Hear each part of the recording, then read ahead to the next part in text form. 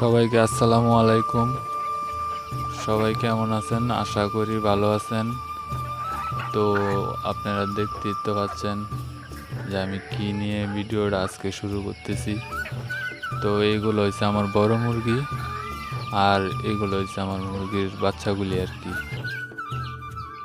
তো আমার 1 মাসের মুরগির বাচ্চাগুলাই দেখেন কত সুস্থ সবল চঞ্চল। তো এখানে কিছু 1 মাসের কমেরও বাচ্চা আছে, যেরকম 25 দিন 15 দিনের বাচ্চা আছে। তবে 1 মাসের বাচ্চা আমার বড়রই। আচ্ছা যাক, দেখেন আপনারা দেখেন যে কত সুস্থ সফল। তো যাদের 1 মাসের মুরগির বাচ্চা লাগবে, যারা ঘরোয়াভাবে পালতে চান মুরগির বাচ্চা, একদম রেডি করে